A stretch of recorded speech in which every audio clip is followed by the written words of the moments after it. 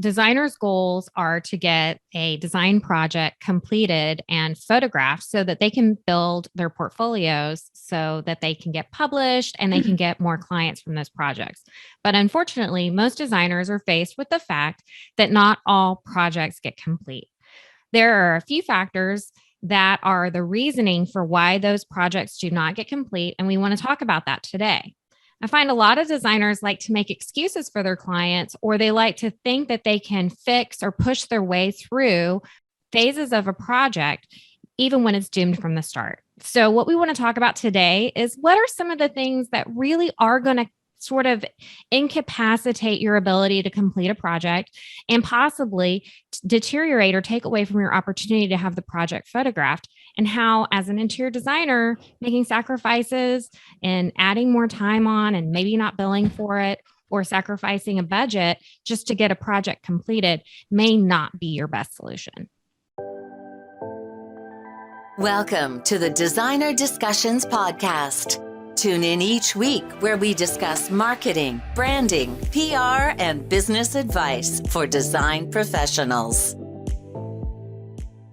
We're going to be talking today about what are some of the issues that happens when you're working on a design project. We're going to hear a lot from Maria today, and I'm going to chime in from my own experience on the architecture side. So Maria, talking to us today about what are some of those issues or dilemmas that you see on a project. What would you say that you've seen in the past? Well, it's really interesting. I find a lot of times that the designer in the design business tries to accommodate and make a project work for their business, for the future potential of photography and marketing. And they take on a lot of sacrifices and do some things that actually are to the detriment of them. Even when the people that they're working with are in an unhealthy relationship, and that they are either poor, they have bad goals, or the way that they're driven is not good. And so for me, one of the things that I found is that one of the best signs that you can have is that a client has successfully worked with a designer in the past. Maybe they're from some other town and they're new to your area, or they've had an opportunity to work with a designer in the past. Sometimes this is like one of the best things that you can hear from a client, because then you know if they had a good working relationship with their landscape architect, their interior designer, that they have successfully completed a project in the past, that they are able to work together and do the next project moving forward. I have, however, found a lot of people who come into the office and they start off with, well, I need to meet with you separately. Or once you give them the contract, someone else comes back and doesn't want to sign the contract because they weren't communicated with properly about what was going on. And so one of the things that's always best is to get both people in on the meetings, get both people to sign off on the contracts, and get both people to hear with the same sets of ears the same information. Because the second someone leaves the meeting to communicate what they learned, they've already forgotten probably 50% of what you had talked about. And then they're conveying it to someone who's going to forget 50% of what they talked about. And they are literally going to have one decision maker, hopefully not the one who's writing the checks, come to you with less than 20% of what happened in that meeting and asking you questions, pointing fingers, and creating problems.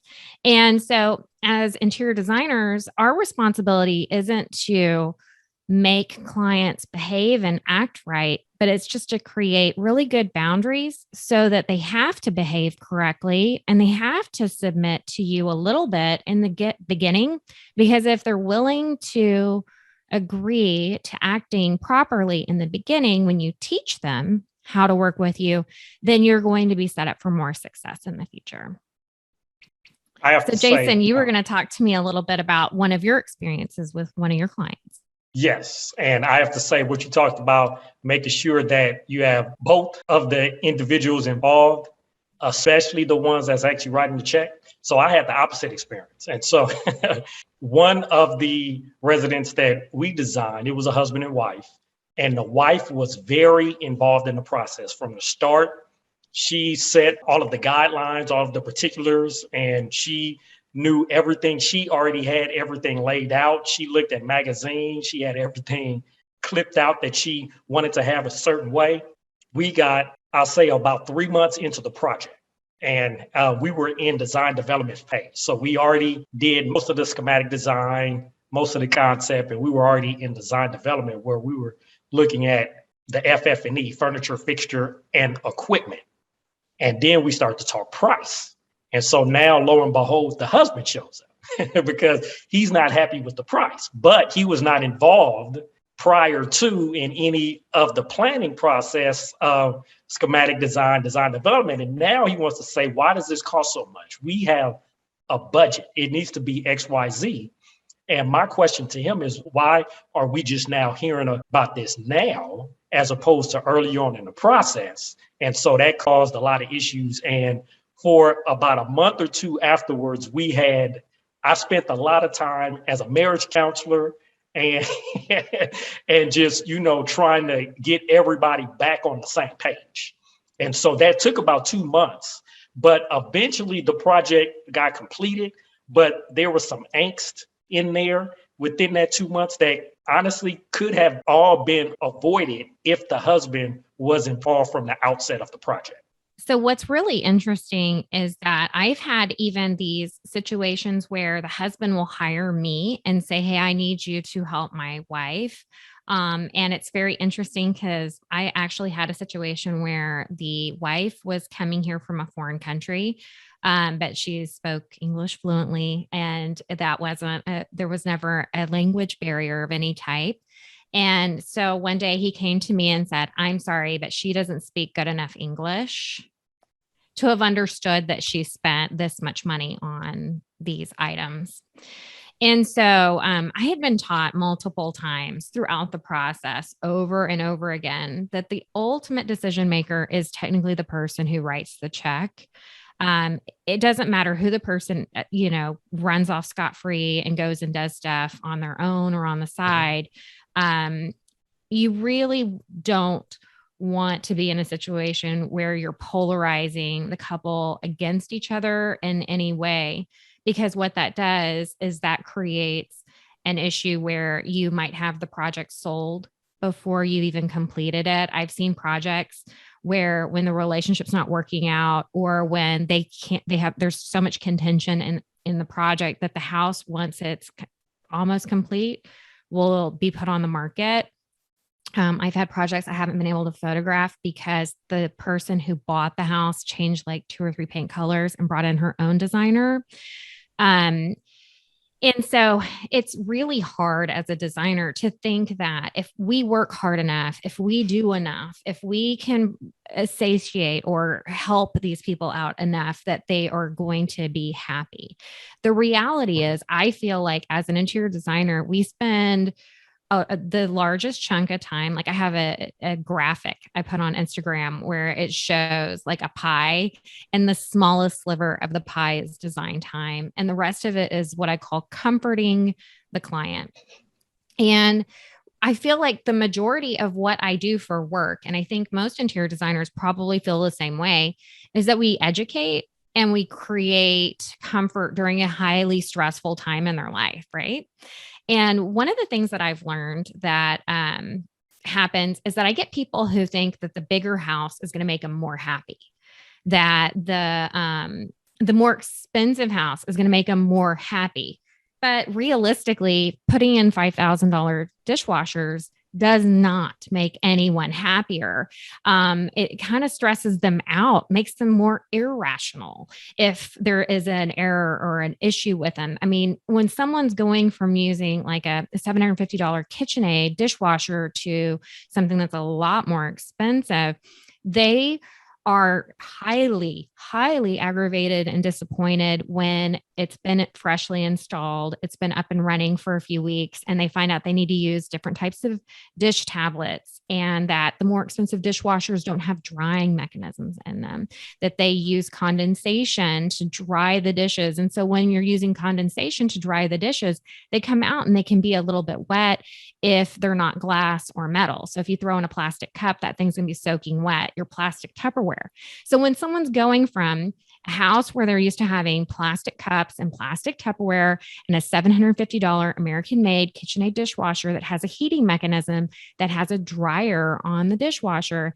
And they go into these bigger, more luxurious, more expensive products, and they don't understand that their life is going to change and that these more expensive products are made and engineered for something that's more expensive and not their plasticware. They become very disappointed and very aggravated that they can't bring their old lifestyles with them into the new homes. They can't swap out their own light bulbs on the second floor. If their husband wasn't helping them to fix the little things here and there in the smaller house, he's not going to be able to help in the 10,000 square foot house.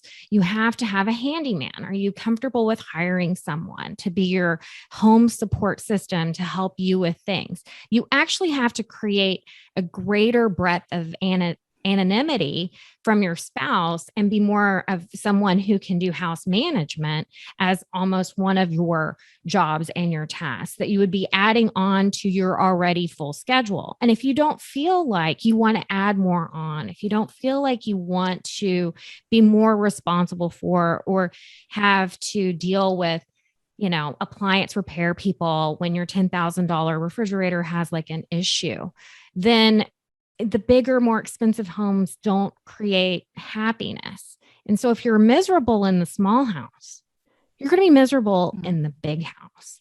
And the other thing too that happens is that you will also find out that people will sit and kind of push back about a project not being done enough, and they're not happy enough about that as well.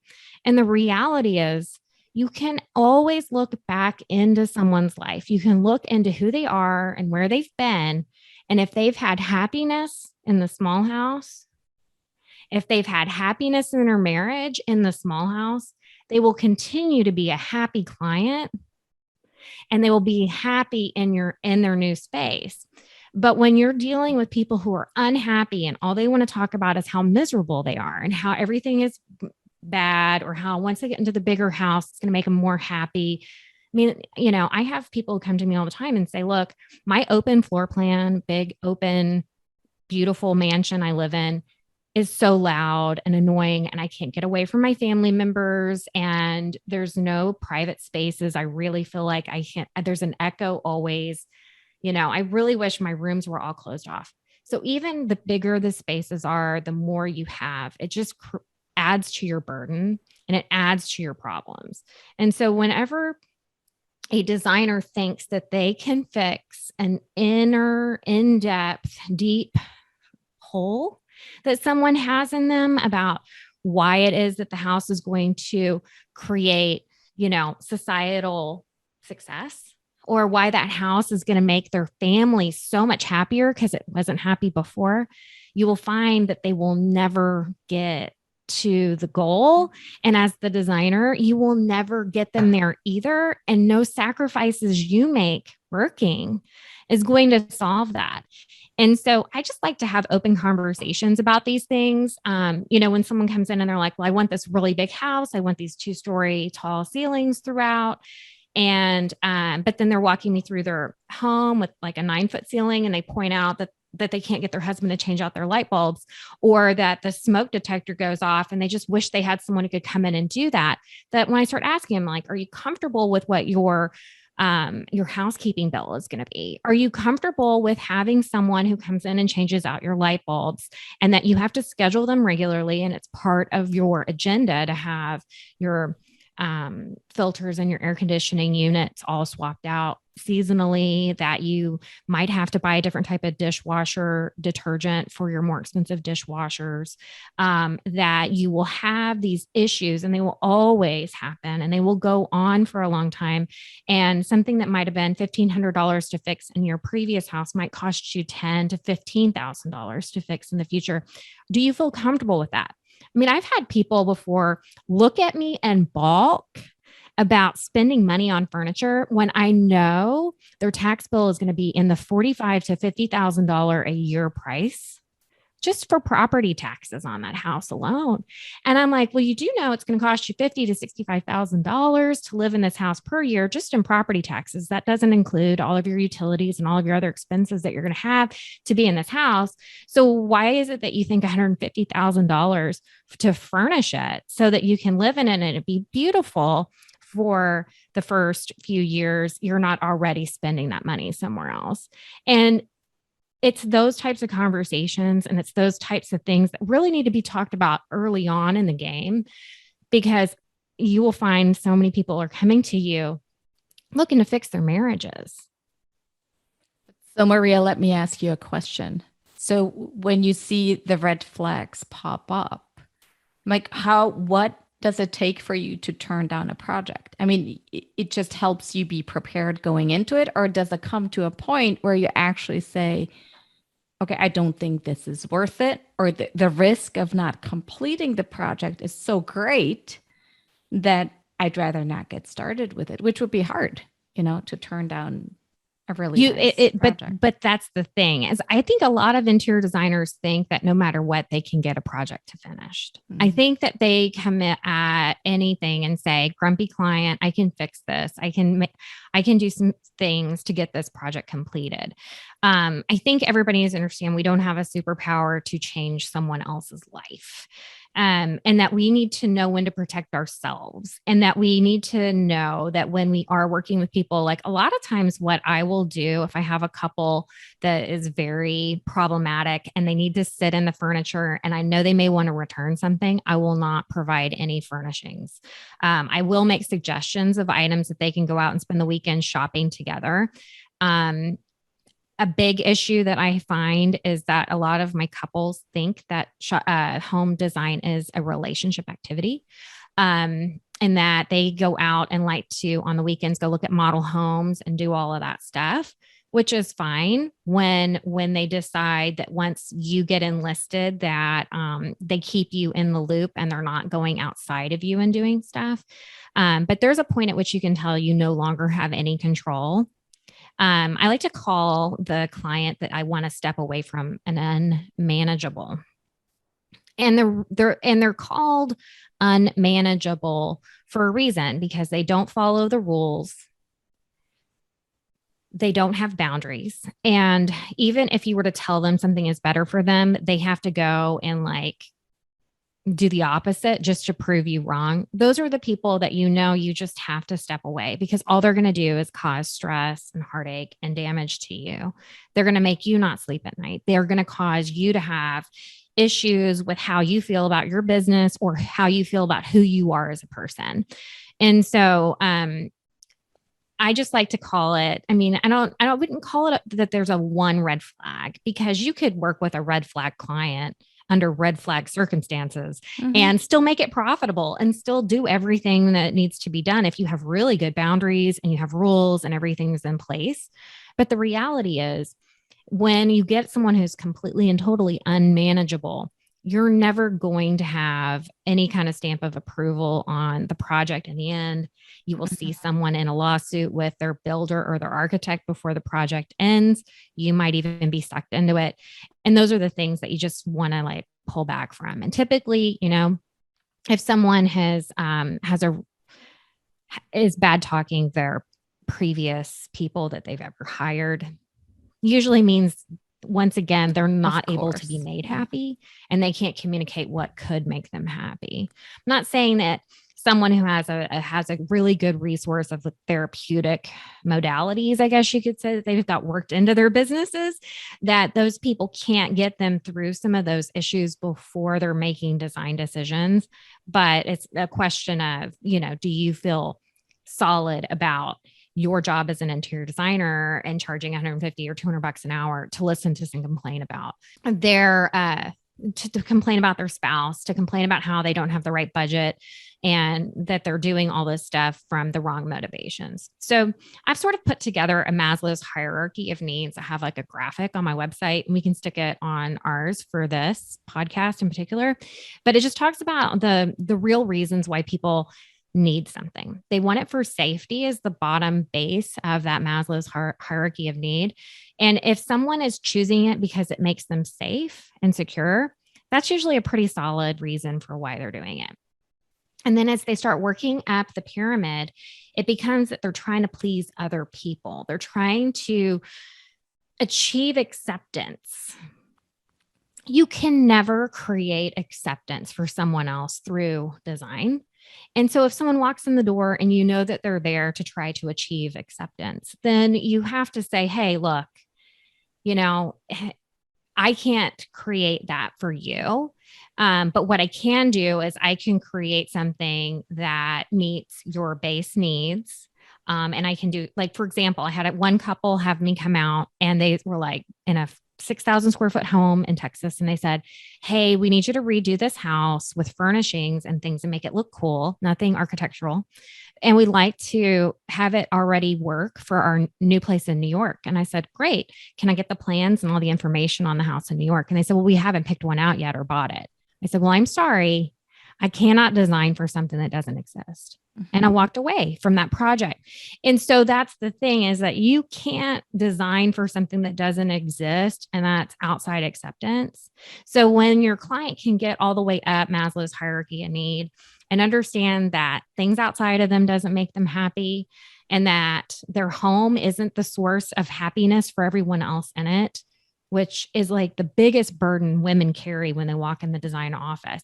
I just want my house to make everyone in my family happy. And you're like, once again, that's not my job. I can't create happiness. Homes don't create happiness. They're a place of safety and security. It's the way that people are treated when they're inside as to how they're going to feel and regard the structure that they're living inside of. And that might be also how you treat yourself. And that might be how your spouse treats you. And if they aren't treating each other kind in your office, they're not going to treat each other kind inside the house. So you're looking for clients that are internally motivated as opposed to externally, right? Because they're doing it for themselves and not for other people. Well, they at least have. So I've had multiple people come in where the wife is like, well, my husband has to work and I can make all the decisions. I've done 3 homes for us. No big deal. So they've come in and they've selected everything. And I have always had them back in the office, because the second the husband saw everything that was magically selected for them, he had an opinion and he wanted to reselect. So even wives can't even pick for their husbands. And I can say for a fact, I can pick out stuff for my husband only because I am allowed to, because I'm the only trained professional in the family for home design things. But under normal circumstances, I would really almost need you have to see them. You have to see them together. You have to see how they work together, and you have to see if they're in the office and they're discussing things, how they are communicating the same story. So Jason, now that you had your clients that were dragging you around on the regular by your hair, and I discussed what was going on with my clients and how they worked in the office, what are the big things that you know now that you would never do again? Oh, well, one, we don't do residential projects. So that solves the problem. For most people, that does. So we do mainly commercial. But what I learned from that process is that you have to have everybody, all the decision makers at the table at the start of the process. Like I said, we went 3 months, and then he chimed in at about the 3-month mark. And then for about a month and a half, 2 months, we were having some discrepancies. But then once he learned, the process was, what the concept was, why we made the decisions we made, he was now able to understand, and he was able to write the check knowing that it was in the best interest for all of them. And we were able to save on some of the aspects that you were not able to see, and then put more money into the areas that you would see. And so that's how we worked within his budget, but also satisfied his wife with all she wanted to have. The main thing I would just say, make sure you have all the decision makers at the table at the start of the project. We hope you enjoyed this episode of Designer Discussions. What was your takeaway? Care to share your thoughts and tag Jason, Maria, and Mirjam on social media? You can find them on all platforms at designerdiscussions.com. Don't forget to like, subscribe, and leave a review or comment for this episode from wherever you are listening.